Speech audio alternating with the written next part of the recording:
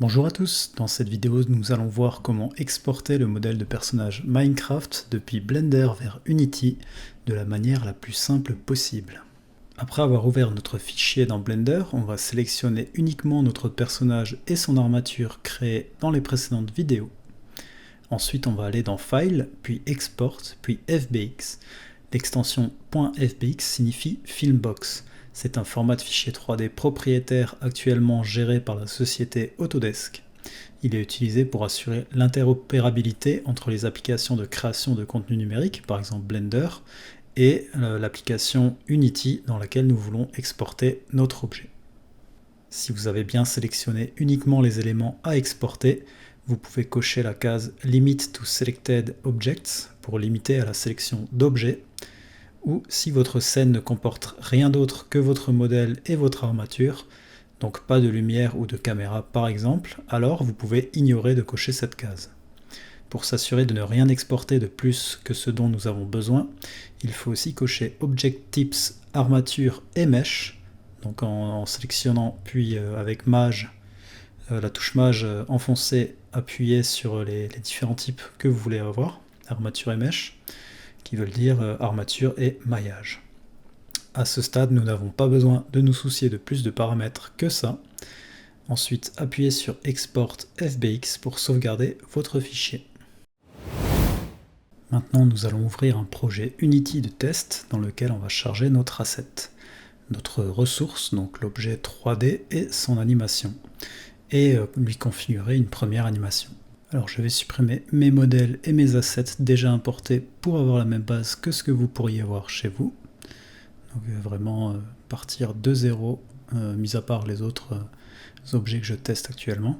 Donc on va commencer par créer un fichier appelé MineSkin dans lequel on va importer notre modèle. Pour avoir accès au dossier dans lequel les fichiers sont stockés, on va faire clic droit Show in Explorer. Et à côté, on va mettre donc l'explorateur de fichiers du dossier Blender dans lequel on a sauvegardé notre .fbx, et on va déplacer donc le .fbx plus la texture PNG qui est associée à notre fichier Blender. Donc on retourne dans notre dossier MineSkin et on va s'assurer déjà visuellement qu'il y a tous nos objets de Blender dedans. Une fois fait, on glisse l'objet vers la scène pour l'ajouter.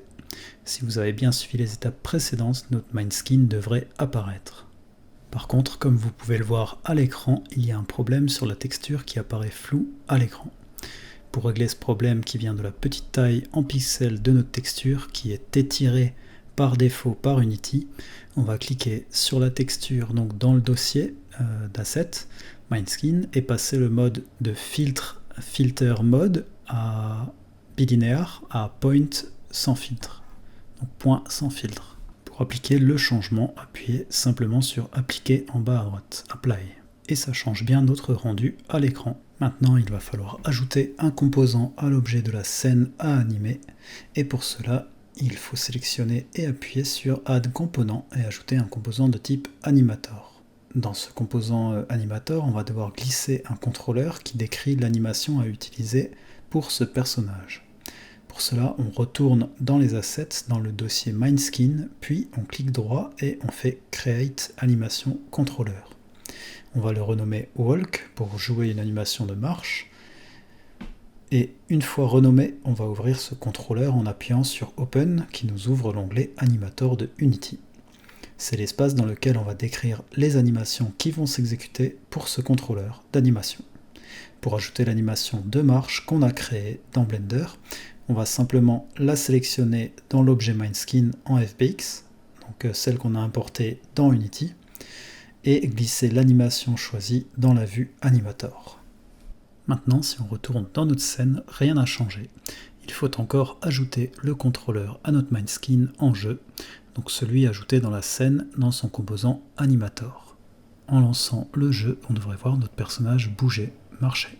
Comme vous avez pu le voir, le personnage s'arrête après avoir joué son animation de marche. Donc on va encore devoir régler un paramètre dans l'asset MineSkin FBX qu'on a importé depuis Blender.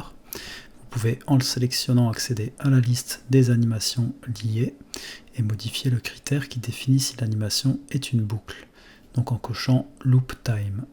N'oubliez pas d'appuyer sur Apply en bas à droite pour appliquer ce changement à l'animation de l'asset. Voilà, si on relance notre jeu, on verra bien notre Mindskin, notre bonhomme Minecraft, qui marchera en face de nous, et vraiment en boucle. Donc c'était tout pour ce tutoriel, et on a appris à importer un objet de Blender vers Unity le plus facilement possible. A bientôt.